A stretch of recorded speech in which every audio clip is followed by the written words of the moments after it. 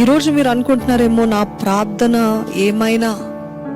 ఏమైనా మార్పు తెస్తుందా, నా జీవితంలో ఎటువంటి మార్పు చూడట్లేదు, నా ప్రార్థనలో శక్తి లేదా, లేకపోతే దేవుడు వినట్లేదా అనే పరిస్థితులు ఉన్నారేమో. కానీ continue to pray, don't stop praying.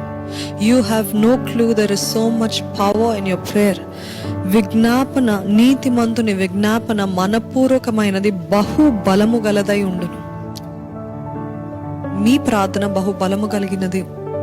మీరు ఏ విషయంలో అయితే ప్రార్థన చేస్తున్నారో ఒక పక్కన మీకు వినపడుతుండొచ్చు, what's the point of praying, why do you have to continue to pray, there's no change, there's nothing that is happening in your life. కానీ ఈరోజు దేవుడు మీకు జ్ఞాపకం చేస్తున్నాడు, మీరు పోరాడేది మనుషులు కాదు, రక్త మాంసములు కాదు, కానీ దురాత్మ శక్తులు, వాయుమండల అధిపతులు, శత్రు సైన్యాన్ని మీరు పోరాడుతున్నారని జ్ఞాపకం చేసుకుంటూ, హృదయపూర్వకంగా మనపూర్వకంగా మీరు ప్రార్థన చేసిన